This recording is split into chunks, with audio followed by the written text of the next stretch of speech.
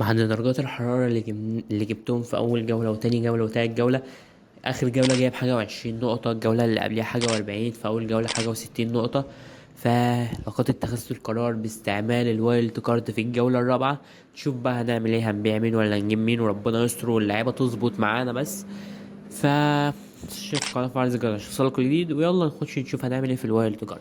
فأول مركز عندنا حراسة المرمى، أنا هجيب حارس بخمسة مليون وحارس بأربعة مليون. الحراس يبقى الجدول بتاعهم كويس، يعني ده يبقى كويس وده كويس، يعني الماتش الصعب عند ده يبقى عند التاني كويس.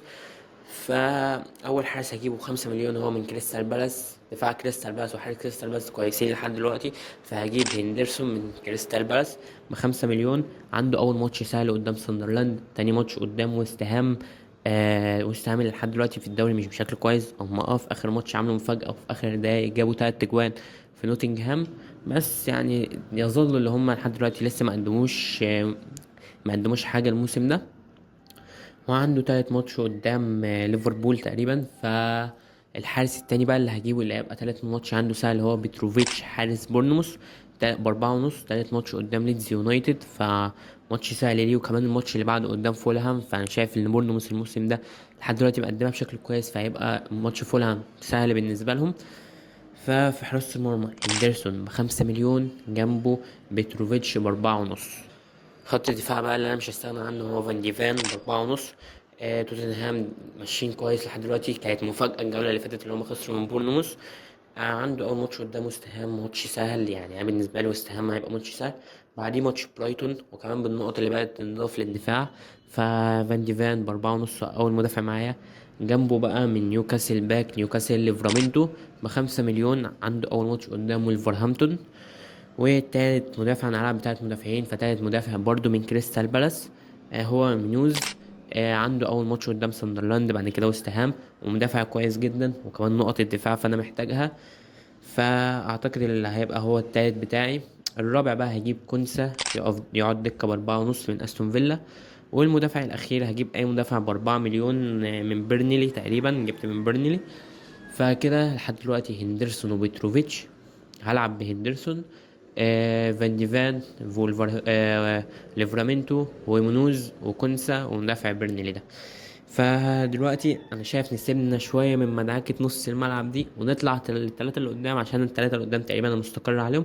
او هختلف في واحد بس، جواو بيدرو بسبعة وستة مليون. كريس وود بسبعة وستة مليون. وجوا كيرسي بتسعة مليون. يعني انا ثابت على جوا كيرسي وثابت على جواو بيدرو. التفكيرة بقى دلوقتي اللي انا عايز اغير كريس وود. كريس وود عنده ارسنال، جوا كيرسي عنده نوتنجهام. فكريس وود بفكر في بوين استعاد يعني التهديف في الجولة اللي فاتت قدام نوتنجهام. اكاتيجي بفكر اجيب اكاتيجي. آه مش عارف اعمل ايه. ايزاك كمان، بس ايزاك انا هستنى الجوله دي مش هجيبه لحد ما اشوف هيعمل ايه. بقاله كتير ما كانش بيلعب فمعرفش هيعمل ايه. فلحد دلوقتي مستقر على التلاتة دول. ما بفكر في كريس وود، يعني ممكن بعد ما الفيديو ده ينزل اغير كريس وود، لسه مش عارف. بس لحد دلوقتي يعني التلاتة اللي قدام. نص الملعب بقى صلاح ثابت كده كده. اللي جنبه بقى انا كان معايا محمد قدوس، فدلوقتي بفكر قدوس ولا تشافي سيمونز.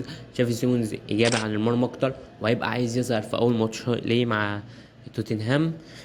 ف هاخد القرار وهاخد الريسك وهجيب تشافي سيمونز من توتنهام.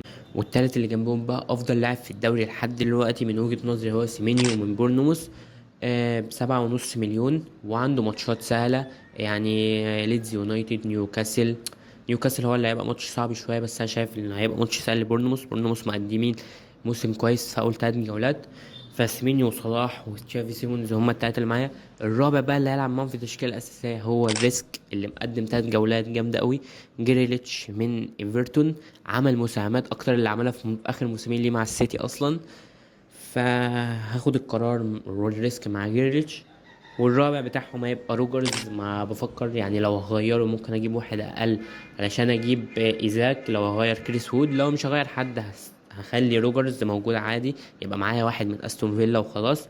مع ان استون فيلا يعني مش مبشرة خالص الموسم ده، بس يعني عادي بقى. فبعد اتخاذ القرار وباستعمال الوايلد كارد في الجولة الرابعة، فنشوف التشكيلة اللي هبدأ بيها بكرة يوم السبت. في بداية الجولة هندرسون في حراسة المرمى. ليفرامينتو مونيوز وفان دي فان تلاتة قدامهم. في نص الملعب بقى تشافي سيمونز وصلاح وسيمينيو وجريليتش، يا رب يعني جريليتش يعمل حاجة ويبقى الريسك. والتلاتة اللي قدام لحد دلوقتي مستقرة مع كريس وود وجواو بيدرو وجوا كيرسي. والكابتنة يعني 90% هحطها لمحمد صلاح. والدكة يعني انتوا عارفينها. فلحد ما الجولة تبدأ قولي برضو اجيب مين وابيع مين. اظن يعني اللي انا هبيع كريس وود او روجرز، واحد من الاتنين. فقولي رأيك فيهم. فما تنساش القناة وفعل الجرس عشان يوصلك كل جديد.